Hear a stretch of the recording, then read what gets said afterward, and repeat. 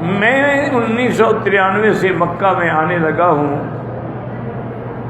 میرے گھر کے لیے دعا کریں کہ برکت ہو جائے. برکت ہے تو آ رہے ہو اللہ کے حرم میں. برکت نہ ہوتی دعا میں بیٹھے رہتے. بہرحال برکت کے لیے استغفار زیادہ پڑھیں. اور ایک مسئلہ آج میں آپ کو عرض کر دوں, سمجھ لیں. مثلا صورت واقعہ ہے, اس کے بارے میں حضور پاک نے ارشاد فرمایا ہے کہ جو آدمی صورت واقعہ پڑھے گا رات کو مغرب اور عشاء کے درمیان یا کسی وقت بھی, لم تصبہ الفاقۃ ابدا, اس کو کبھی غریبی نہیں آئے گی. یہ حضور نے فرمایا.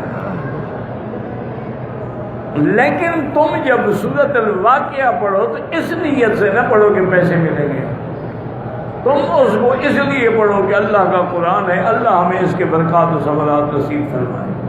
اس ضمن میں ایک برکت یہ بھی ہے کہ فاقہ نہیں ہوگا.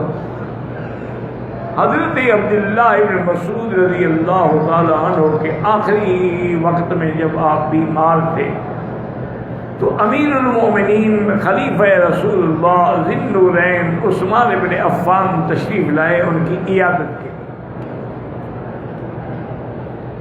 ان دنوں میں تھوڑا سا حضرت عبداللہ ان سے کچھ ناراض بھی تھے. آپس میں بھائی جو تھے, جب بھائی پیار ہو تو ناراضگی بھی ہو جاتی ہے.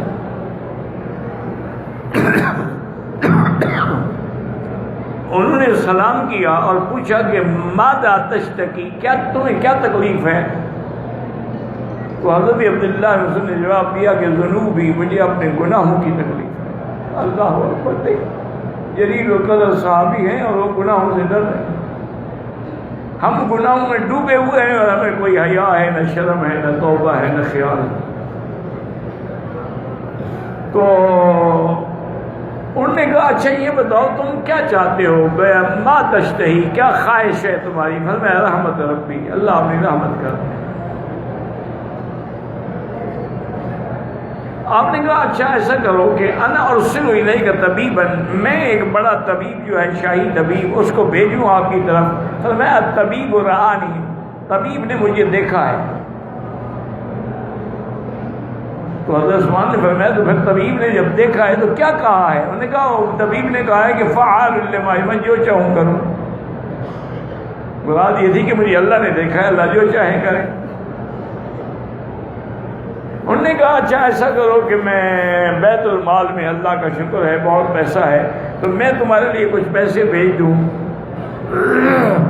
تو حضرت عبداللہ رسول مسکرائے. فرمایا عثمان جب میں صحت مند تھا, تندرست تھا, ضرورت تھی, اس وقت تم نے بھیجے نہیں, اب موت کے وقت بھیج رہے ہو. انہوں نے کہا اللہ کے بندے چلو تمہاری لڑکیاں ہیں, بیٹیاں ہیں تمہاری, کوئی کمائی والا بھی نہیں ہے, ان کے کام آ جائیں گے. تو میں علمتہن سورۃ الواقعہ, میں نے اپنے بیٹیوں کو سورۃ واقعہ یاد کرا دی ہے, ان کو تمہارے پیسوں کی ضرورت نہیں ہے. تو سورۃ الواقعہ کی ایک برکت تو ہے ہی ہے, لیکن تم اس نیت سے نہ پڑھو. یہی وجہ ہے کہ ہمارے وظائف میں فائدہ نہیں ہوتا. ہم اس لیے پڑھتے ہیں کہ پیسے ملے, پیسے ملے, پیسے ملے.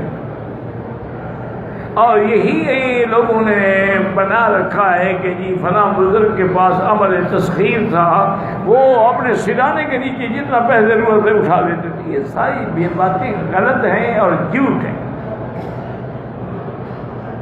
اچھا اسی طرح کہتے ہیں جی فلاں بزرگ نے جنات کو تابع کیا ہوا تھا, ان کو جو حکم دیتے تھے وہ جنات لے آتی. یہ شریعت میں ناجائز ہے کہ ایک غیر مخلوق کو بغیر اس کے کسی جرم کے غلام بنا کے کام لیا جائے. یہ تو حرام ہے, ناجائز ہے.